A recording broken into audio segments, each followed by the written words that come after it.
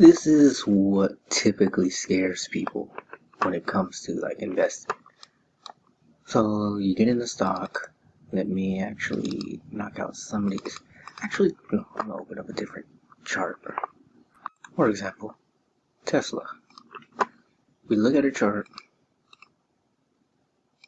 and we pretty much get to a point where it's in a range. What people don't notice is there is consistency in the area of rejection. This one has about, I just say about 3 levels of where it just constantly just rejects. This one's one of the major ones, and then sometimes it'll get to a point it just spikes down here and then but it's been a rare at this point. As far as coming down to 340, it only did it twice. So it's been more in a channel. So imagine getting in late. You got in at what, maybe 500 and or 573. That's when you bought in. Now you're skeptical because it dropped all the way down to 340. That's what really scared people. It's already lost like so much of its value. And then it came back up, and then it just stayed. It's around 400, then back to 462, 400 again. And what if it kept doing that for like an entire another month?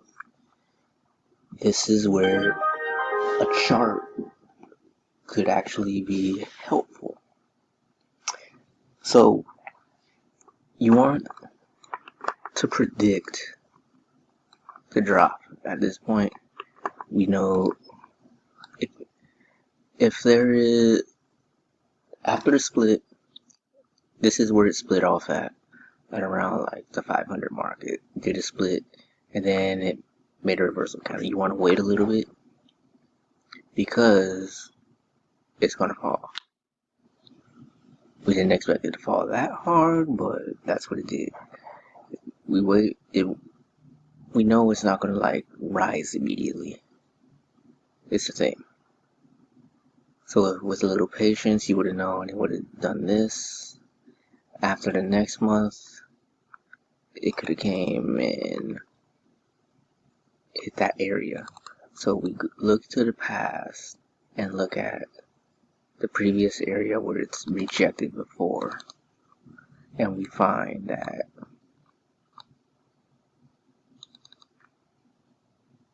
it's pretty much rejected this area plenty of times before in the past.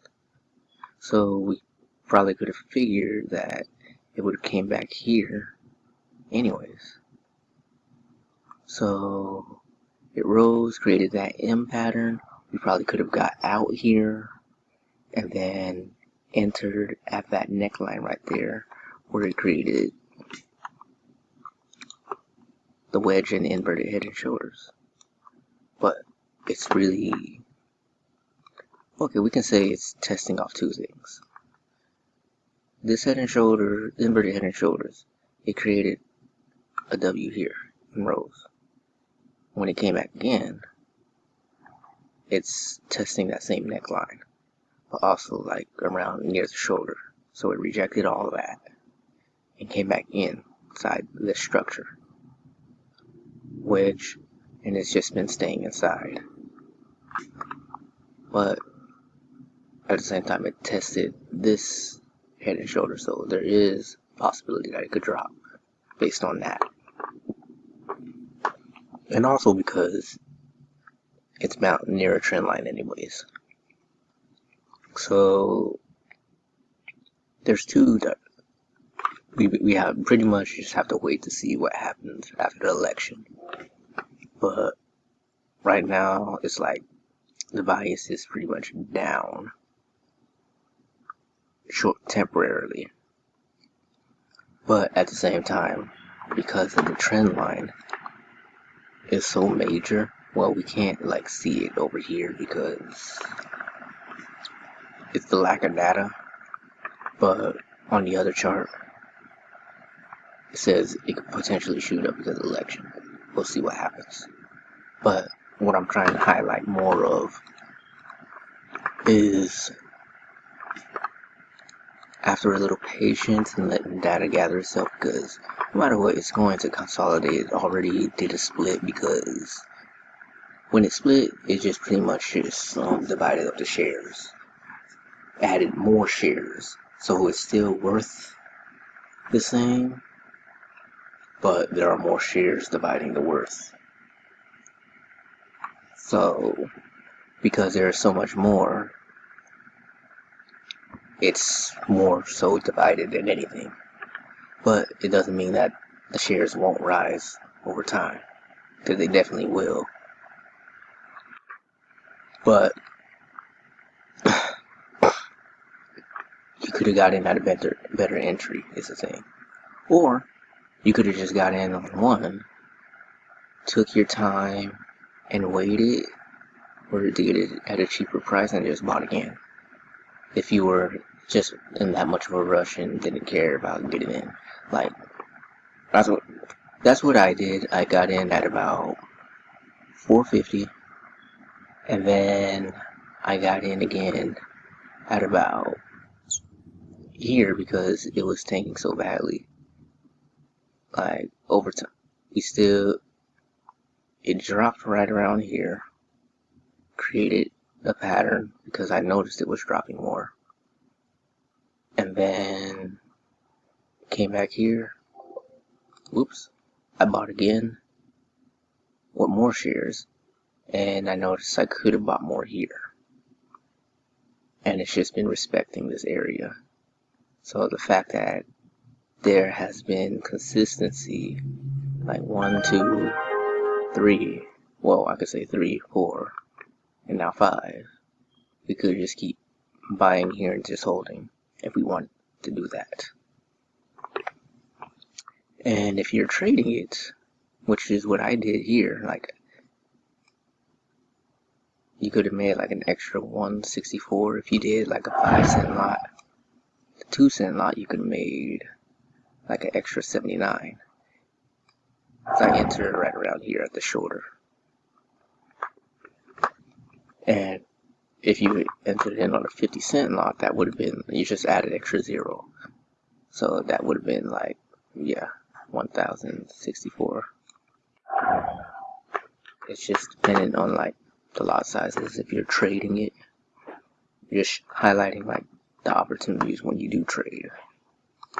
And then like Netflix, we knew that one was dropping. It's having issues with cuties.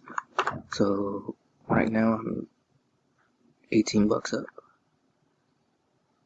Up here they have 139. Based on this trend line, it made like a head and shoulders over here. And I put a trend line down there because I believe it'll respect this trend. And it's come up to bounce off this trend and hitting the Fibonacci level. It's gonna come down again.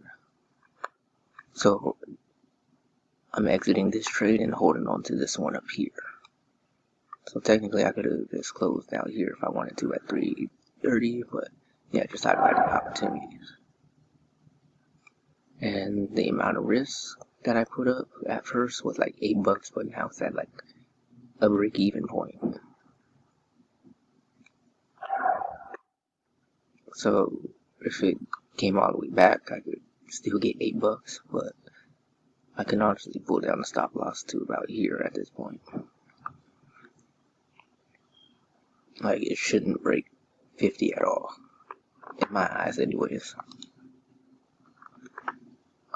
Like, because of the trend, I could see it going to 461 and maybe lower if it broke the trend line. It has to break the trend line in order for me to validate my sell. As long as it's still within this trend, especially up here, it's still technically a buy, but at the same time it is a sell as long as it's here. But it still has to break this level. It has to break this level. It has to break this level to continue that sell. Short term buy, sell. Buy, sell. That's the way I look at it. And then, with that in mind, how much did it move within the day? 4 candles. Wait, whoops.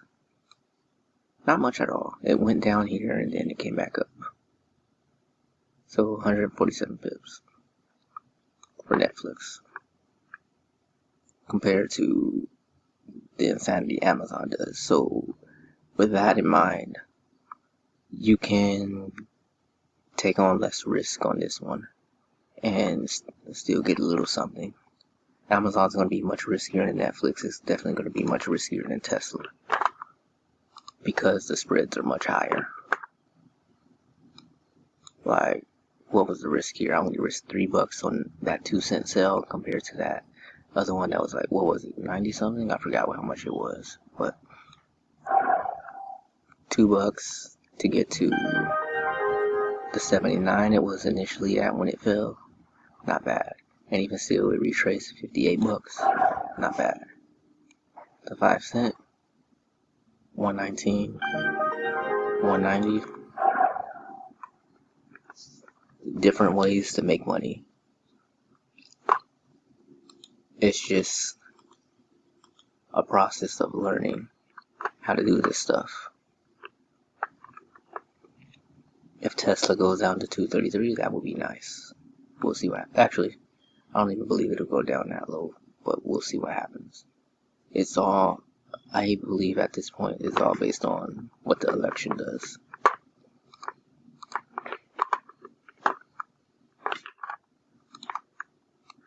And then for that still, it's a wedge. Coming to this gap, using it as a resistance point to bounce off of.